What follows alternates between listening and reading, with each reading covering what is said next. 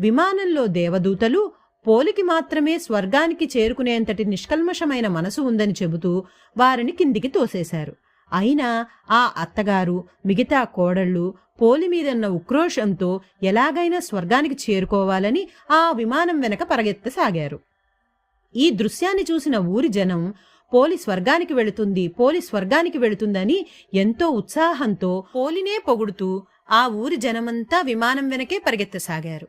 విమానం నిదానంగా స్వర్గానికి చేరుకుంది. వీళ్లెవ్వరికీ కనిపించకుండా అంతర్ధానమైపోయింది.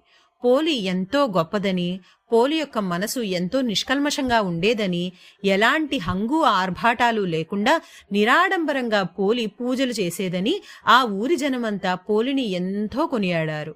ఆ అత్తగారు, మిగతా కోడళ్ళు తమ తప్పులు తెలుసుకున్నారు. ఈసారైనా నిష్కల్మషంగా నిరాడంబరంగా పూజలు చేయాలని తెలుసుకున్నారు. ఇది